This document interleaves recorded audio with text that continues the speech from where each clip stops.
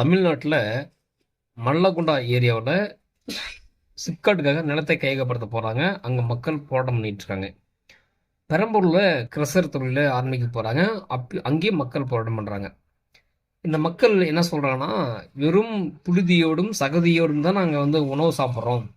இந்த அரசாங்கம் மீண்டும் மீண்டும் அவர்களுக்கே முன்னுரிமை தருகிறது. ஏன்னா ஒரு மக்கள் ஒட்டுமொத்தமாக போராடுறாங்களே, எல்லாமே ஏழை மக்கள். இப்போ ஒரு பணக்கார போராட்டமாக அர்த்தங்குது. எல்லாமே ஏழை மக்கள் போராட்டம் பண்ணுறாங்க. இந்த அரசாங்கம் காதலி போட்டுக்க மாட்டேங்குது. இங்கே இருக்கிற ஐஏஎஸும் சரி, ஐபிஎஸும் சரி, இல்லை தாசில்தார், இவங்க எல்லாருமே யாருக்காக இருக்காங்கன்னா, அதிகாரிகளுக்காக. அந்த அதிகார வர்க்கத்தில் இருக்காங்க. மக்கள் யாருமே கண்டுக்க மாட்டேன்றாங்க அப்படின்ற ஒரு குற்றச்சாட்டையும், அதே மாதிரி மல்லகுண்டா பகுதியில் எங்களுக்கு சிப்காடு வேணாம், எங்கள் நிலம் போதும், எங்கள் நிலத்தை வச்சு பயன்படுத்திக்கிறோம் அப்படின்னு சொல்லிட்டு தொடர்ந்து கிராம சபை கூட்டத்தோடையும் இவங்க கோரிக்கை வைக்கிறாங்க, எதிர்ப்பும் தெரிவிக்கிறாங்க. அப்படி இருந்தும் அரசாங்கங்கள் காதல் போட்டுக்கல. மக்களாகவும் சரி, நீங்களும் சரி, உங்களுக்கு ஒரே விஷயம் சொல்ல ஆசைப்படுறேன். இன்னைய வரைக்கும் எந்த அரசாங்கம் வந்தாலும் ஏதாவது எம்எல்ஏக்கள் தோட்டமோ, எம்எல்ஏக்களுடைய எம்எல்ஏ, எம்பி இவங்களுடைய நிலங்கள் எங்க கைப்படுத்திருக்கா?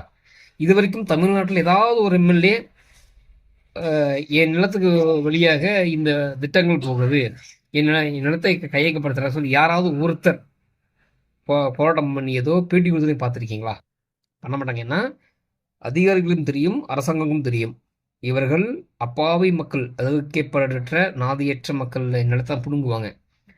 எடுத்துட்டு இப்போ இது இன்னைக்கு ஆளுங்கட்சியா இருக்கு. திமுக எடுக்கும்போதும் அதிமுக இருக்கக்கூடிய எம்எல்ஏக்கள் போராட்டம் பண்ணுவாங்க. மக்களுடைய நிலத்தை கையகப்படுத்த போராட்டம் பண்ணுவாங்க.